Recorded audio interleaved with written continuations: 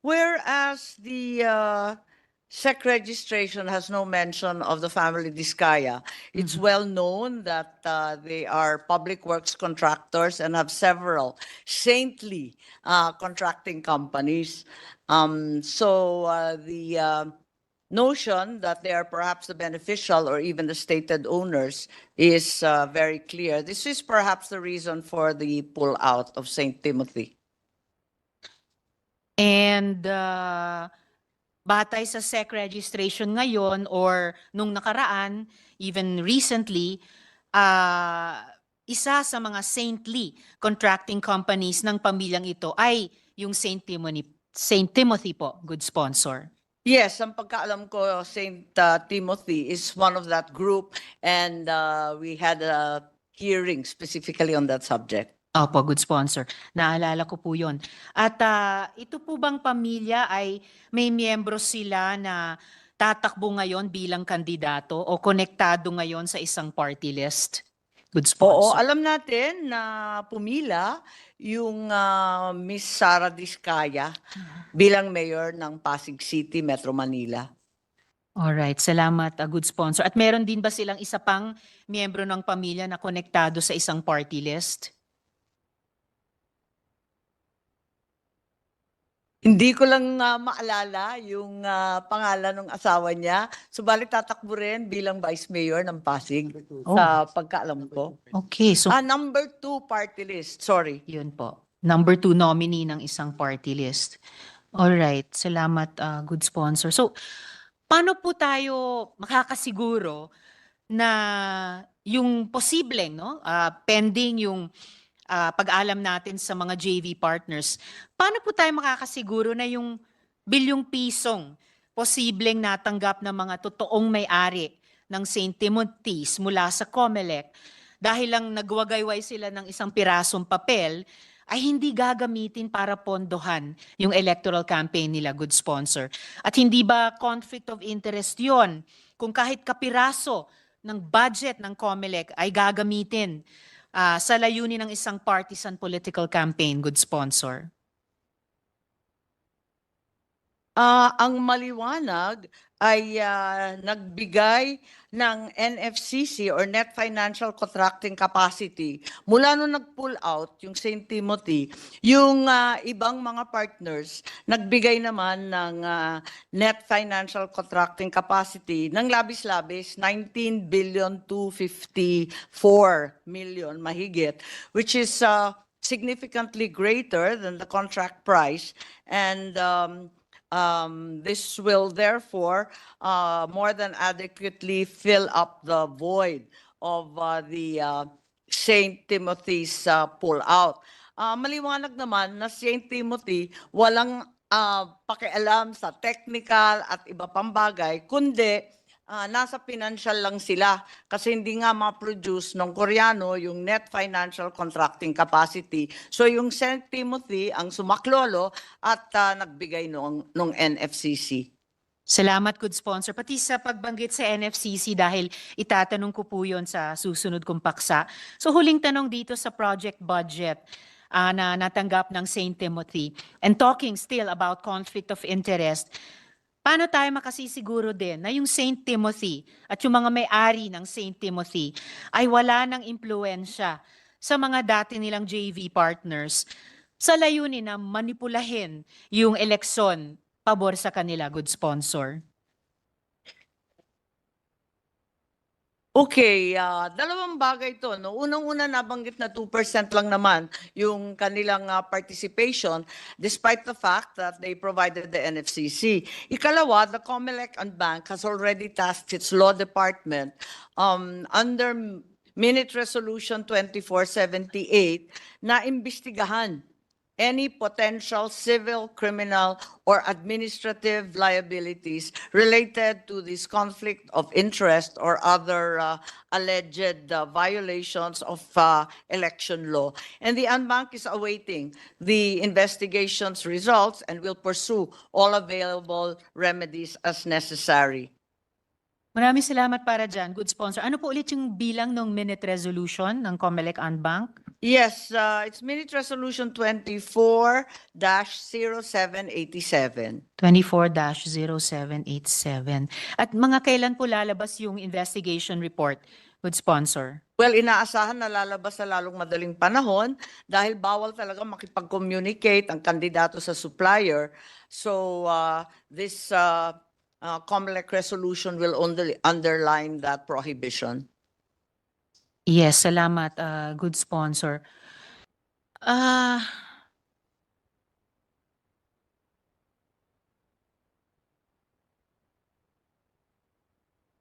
President, with the indulgence of my dear colleague, can I just yes, Mr. interject President. just one question on this particular issue? It's with the permission of Senator Ontiveros. You may proceed, sir. Thank you very much, Mr. President. This representation is actually interested in the line of questioning being propounded by our Deputy Minority Leader because it is indeed concerning, Mr. President. I would just like to know, just one question that I'd like to pose.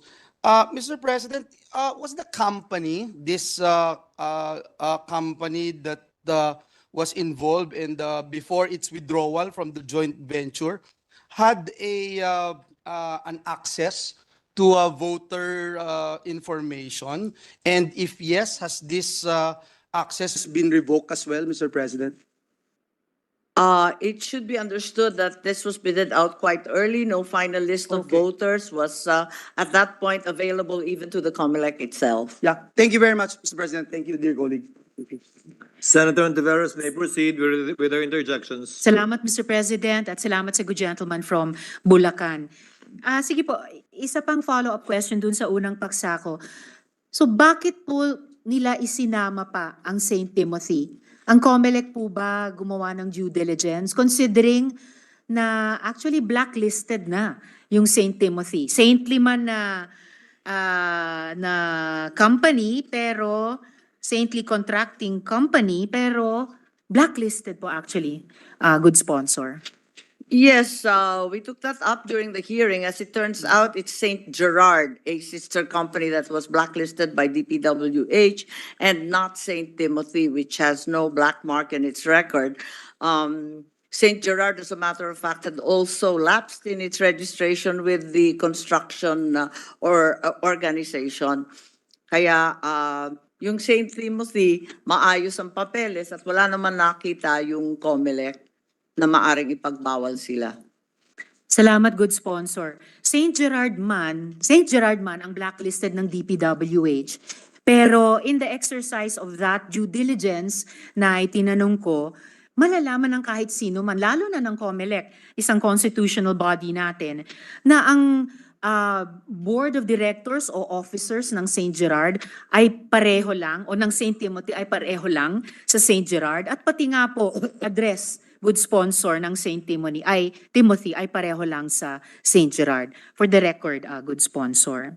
Tama po kayo, pareho yung address, pero dun sa SEC papers, hindi magkaparehong eksakto. May isa, dalawang pangalan magkakapareho sa iba't ibang kumpanya, pero hindi naman maaring sabihin na iisa sila.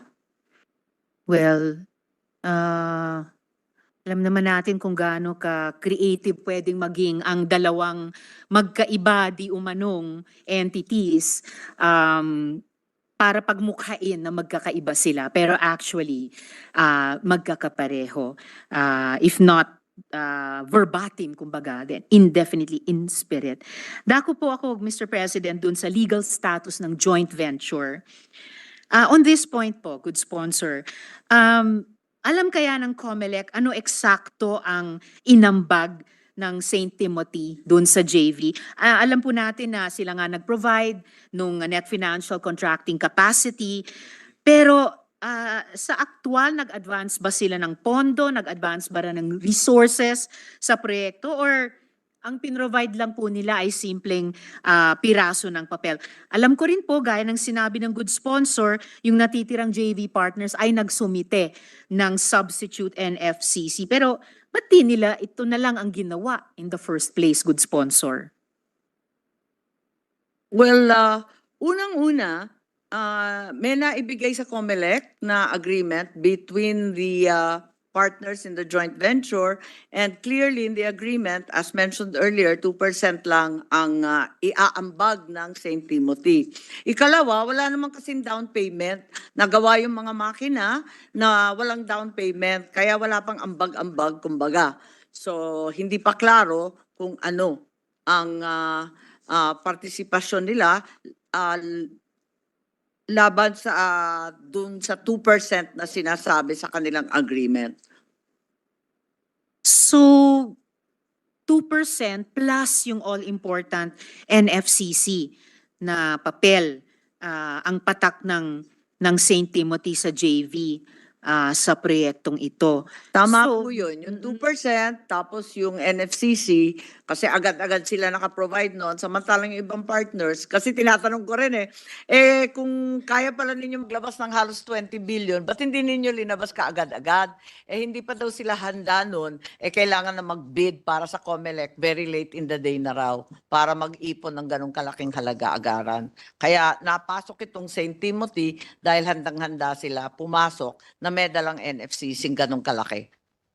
salamat, good sponsor. I still wonder though na dahil nga yung sinabi rin ng good sponsor nakapaglabas ng substitute NFCC na higit pa ang halaga, higit 1 bilyong pang dagdag dun sa original na halaga ng NFCC ng St. Timothy.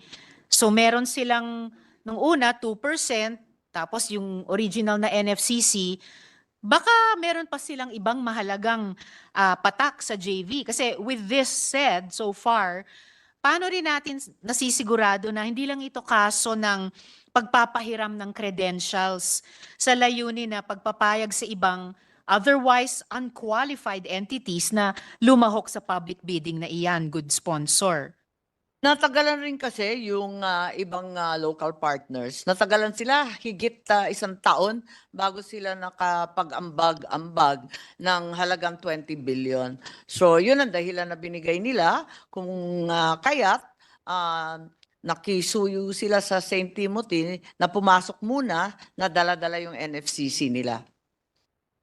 Kaya ako natanong po yung pagpapahiram ng credentials sa mga otherwise unqualified entities dahil dahil hindi ito magiging unang pagkakataon na ginawa ito at maaring nung at least isa sa mga entities na pinag-uusapan natin ngayon, good sponsor. According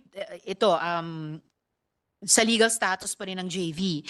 According to the Government Procurement Policy Board Resolution number 06-2019, Filipino ownership or interest shall